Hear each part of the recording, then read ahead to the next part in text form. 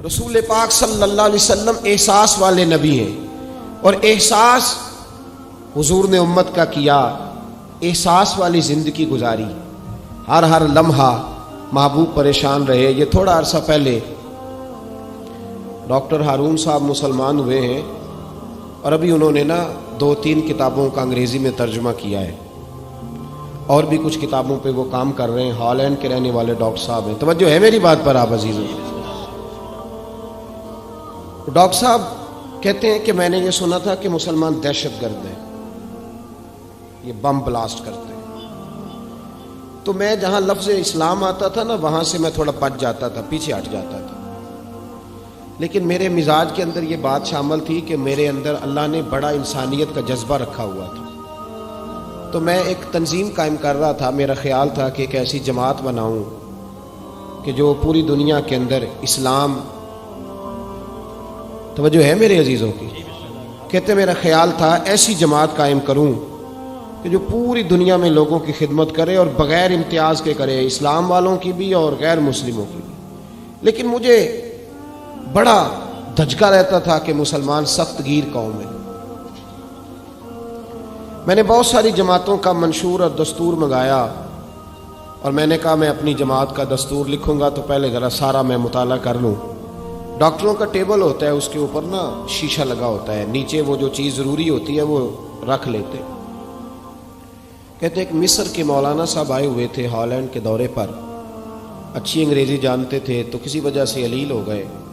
میرے پاس وہ آئے، اور انہوں نے دیکھا کہ میں انسانی حقوق پر کچھ لکھ رہا ہوں، کام کر رہا ہوں، تو وہ دیکھ کر کے مجھے کہنے لگے کہ ڈاکٹر صاحب آپ کوئی تنظیم قائم کر رہے ہیں؟ میں نے کہا ہاں۔ تو کہتے انہوں نے ہلکا سا ٹچ دیا، زور نہیں دیا، اور ویسے بھی جو ہلکی بات ہوتی ہے وہ ذرا دل میں جلدی بیٹھ جاتی ہے۔ کہتے ہیں ہلکا سا ٹچ دیا، کہنے لگے اگر کبھی موقع ملے تو میرے نبی پاک کی بھی سیرت پڑھ کے دیکھیں، بس ہلکی سی بات، اور وہ جملہ چھوڑ گئے۔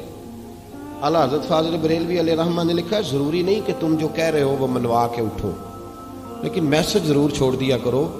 جب انسان کے ذہن میں بات ہوتی ہے یہاں سٹاک ہوتا ہے جب بات کا، تو جب وہ کام کرنے لگتا ہے تو ایک دفعہ وہ بات سامنے ضرور آتی ہے۔ کہہ دیا کرو۔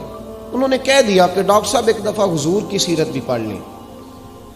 کہتے ہیں میرے ذہن میں بات بیٹھ گئی، مصروف آدمی تھا، زیادہ تو نہیں میں مطالعہ کر سکتا تھا، لیکن میں ایک دن 10 منٹ گھر میں ملے تھے تو میں کمپیوٹر پہ بیٹھا، اور میں نے کہا کہ انگریزی میں جو کتابیں حضور سید عالم صلی اللہ علیہ وسلم کی سیرت کی ہیں ان کو ذرا دیکھتا ہوں۔ تو فرماتے ہیں کہ میں نے نیٹ پہ سرچ کیا، پہلی حدیث آئی اور میں کلمہ پڑھ کے مسلمان ہو گیا۔ حدیث کہاں ہے؟ سبل الہدی والرشاد میں بھی ہے، کنز المال میں بھی ہے، مسند احمد میں بھی ہے، ابن اسحاق میں بھی ہے، ابن اشام میں بھی ہے، اور شاید سیرت کی تمام کتابوں میں آپ کو روایت مل جائے۔ نبی پاک صلی اللہ تعالی علیہ وسلم کی حدیث اور روایت کرتے ہیں حضرت سلمان فارسی رضی اللہ تعالیٰ عنہ، اور ساتھ ہیں سیدنا بلال حبشی رضی اللہ تعالیٰ عنہ۔ فرماتے ہیں ہم گھر سے نکلے، حضور نے فرمایا ذرا جلدی چلو ایک ضروری کام ہے۔ فرماتے ہیں بڑی تیزی کے ساتھ آج روٹین سے ہٹ کر محبوب نے تیز تیز قدم مبارک اٹھائے، تیز تیز، اور فرماتے ہیں ایک گلی ہم نے کراس کی، دوسری گلی میں جو پہنچے تو پھٹے پرانے کپڑے، سادی سی بی بی، اور حالت بتاتی تھی کہ بیچاری کسی غریب گھر کی ہے۔ وہ سڑک پہ کھڑی تھی اور رو رہی تھی۔ میرے کریم رسول نے فرمایا بلال اسے پوچھو کیا مسئلہ ہے، کیوں روتی ہے؟ تو حضرت سلمان عرض کرتے ہیں میں نے کہا حضور میں پوچھ لیتا ہوں، آپ جائیے، کام بڑا ضروری ہے جو نکلیں، میں معلومات کرتا ہوں۔ تو محبوب نے فرمایا نہیں، اس کے آنسو پوچھنے سے ضروری کوئی کام بھی نہیں، پہلے اس کی داد رسی ہوگی، اسے پہلے پوچھا جائے گا۔ روتے نہیں رہتے لوگ گھروں میں، لوگ گزر نہیں جاتے چپ کر کے؟ کتنے لوگ تڑپتے، کون احساس کرتا ہے؟ نبی پاک سید عالم صلی اللہ علیہ وسلم رکے اور اس خاتون سے پوچھا کیا بات ہے؟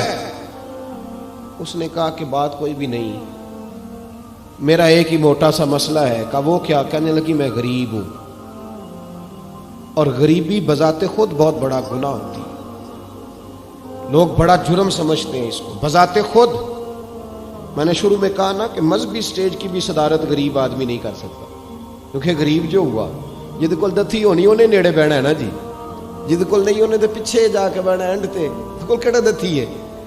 اس سٹیج پہ بھی غریب آدمی کی صدارت نہیں ممکن ہو ہی نہیں سکتا۔ میرے رسول پاک سید عالم صلی اللہ تعالی علیہ وآلہ وسلم نے فرمایا پہلے اسے پوچھو کیا مسئلہ ہے۔ وہ کہنے لگی میں غریب ہوں، بوڑھی ہو گئی ہوں، ساری زندگی غلامی میں گزاری ہے، تیل لینے آئی تھی 5 دینار کا، بوتل میں تیل بھروایا ہے، اور اب بوڑھی ہوں نا تو کمر درد کرتی ہے، پیر پیچھے موڑا ہے تو میں گری ہوں، تیل زمین پی گئی ہے، اب زمین تو واپس نہیں کرتی، لیکن واپس جاؤں گی تو ایک یہودی عورت کی ملازمہ ہوں، وہ درے سے مارے گی، کھال ادھیڑ دے گی، میں بڑی پریشان ہوں، اب نہیں مار کھائی جاتی، ہڈیاں بوڑھی ہیں، قربان جاؤں۔ حضرت بلال کو حضور نے حکم دیا، فرمایا دوڑ کے گھر جا 5 دینار لا۔ فرماتے ہیں 5 دینار لائے، تیل خرید کے دیا، وہ پھر رونے لگی۔ فرمایا آپ کیوں روتی ہے؟ اس نے کہا بتایا نا غریب ہوں، غریب کا جرم کوئی نہیں ہوتا، لیکن پیس دیا جاتا ہے، پھر بھی مار تو اب بھی پڑے گی، اب کیوں پڑے گی؟ تو عرض کرنے لگی محبوبہ مار اس لیے پڑے گی کہ دیر سے کیوں آئی ہے۔ تو میرے کریم رسول اور وہ بی بی حضور ابھی آئے ہیں مدینہ طیبہ، امام یوسف صالحی فرماتے ہیں ابھی آئے تھے حضور، سبل الہدی والرشاد کے مصنف کہتے ہیں ابھی آئے تھے نبی پاک، وہ جانتی بھی نہیں تھی۔ تو سید عالم صلی اللہ تعالی علیہ وسلم نے فرمایا اچھا مار پڑے گی؟ کہا ہاں۔ او بھائی کونسلر جو کل آپ کو کہہ رہا تھا نا میں آپ کا خادم ہوں، کونسلر بے گناہ، بلکہ ہمارے ایس ایچ او صاحب اگر چودھری پہ پرچہ آ جائے تو اس کو ٹیلی فون کر کے پوچھتے ہیں صاحب جی تہاڈے خلاف درخواست آئی ہے، کی کرنا ہے؟ تو غریب آدمی بیچارہ، اس کی غلطی یہ تھی کہ وہ غریب تھا تو اس نے ریڑھی لگا لی چوک میں، اس کو دبوچ کے لے گئے، تینوں پتہ نہیں اتنے نہیں کھلوئی دا، تو اس کے پاس کل انویسٹمنٹ ہی 5000 تھی، سارا لے گئے۔ پھر وہ کونسلر صاحب کے پاس چلا گیا، سر میرے نال چلے آجے ذرا میں تھانے جانا ہے۔ انہوں نے کہا گڈی کرائی آ، پیسے ہیں نہیں ایویں تھانے جائیدا ہے۔ اب وہ گاڑی لایا ہے، پتہ نہیں کہاں سے لایا ہے، تھانے پہنچا ہے، اور یہ ہے ہمارا حال کہ وہ ایس ایچ او بھی بیٹھا ہے کرسی پہ اور کونسلر بھی کرسی پہ بیٹھا اور وہ غریب پیروں میں بیٹھا ہے اور ہاتھ باندھ کے کہہ رہا میری ریڑھی دے چھڈو، میریاں 4 دھیاں نے تو میں شامی کھانا کھڑنا ہے۔ کدھر گیا امت کا وہ ذوق؟ ساری زندگی نعتیں سننے والوں بتاؤ تو صحیح نعت نے تاثیر کیا دی ہے روح کو؟ اگر ابھی بھی گھاڑی غریب کے پاس کھڑی نہیں ہوتی تو پھر کیا اثر ہوا ساری زندگی نعت سننے کا؟ میرے مصطفیٰ کریم سید عالم صلی اللہ تعالی علیہ وسلم نے فرمایا اس خاتون سے یہاں کونسلر ساتھ نہیں جاتا، کہتا ہے کر دیا ٹیلی فون، سویرے 9 بجے پہنچ جانا۔ پر کائنات کی سب سے معزز شخصیت حضرت سیدنا بلال حبشی رضی اللہ تعالیٰ عنہ فرماتے ہیں میرے نبی پاک نے فرمایا بی بی چل میں تیرے ساتھ چلتا ہوں، گویا اللہ کی ساری رحمتیں اس کے ساتھ ساتھ چلنے لگی۔ اور آگے آگے نہیں، ساری کتابیں پڑھ لو، وہ پھٹے پرانے کپڑوں والی بی بی آگے آگے اور اللہ کے کریم رسول پیچھے پیچھے، ساری گلیاں اس نے پھرائی، مدینے کی صحرا آ گیا۔ ایک دروازے پہ دستک دی، سے مالکن آئی، وہ بی بی بعد میں کہتی ہے میں بھی بڑی ڈاڈی تھی، طاقت ہی نہیں تھی میرے سامنے کو کھڑا ہو سکے، لیکن جب میں باہر نکلی تو میں نے نور کے حالے میں لپٹی ہوئی ایک عظیم ہستی کو دیکھا۔ فرماتے محبوب کے گورے چٹے رنگ کے اوپر کالی زلفیں اور محبوب پاک کی مقدس آنکھیں جب تک بات کرتے رہے نظریں زمین پہ جھکی رہیں۔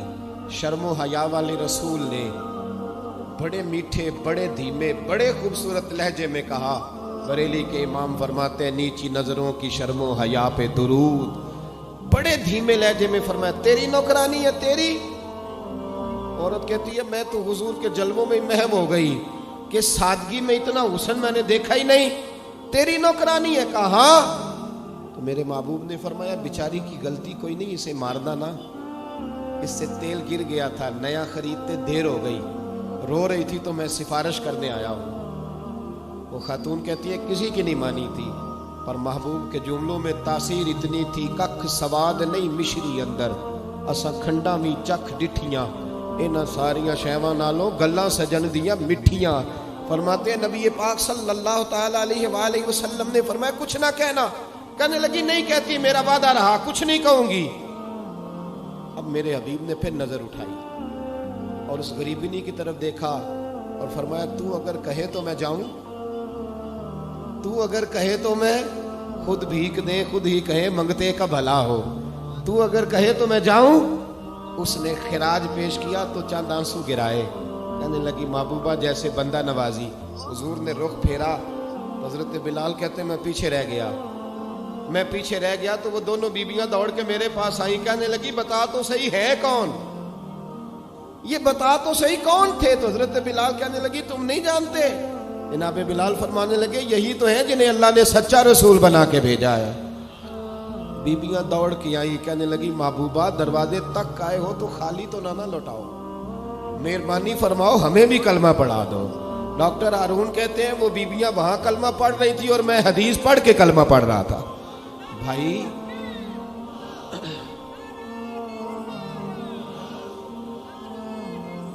اگر دولت احساس ہے نا پھر تو زندہ ہے.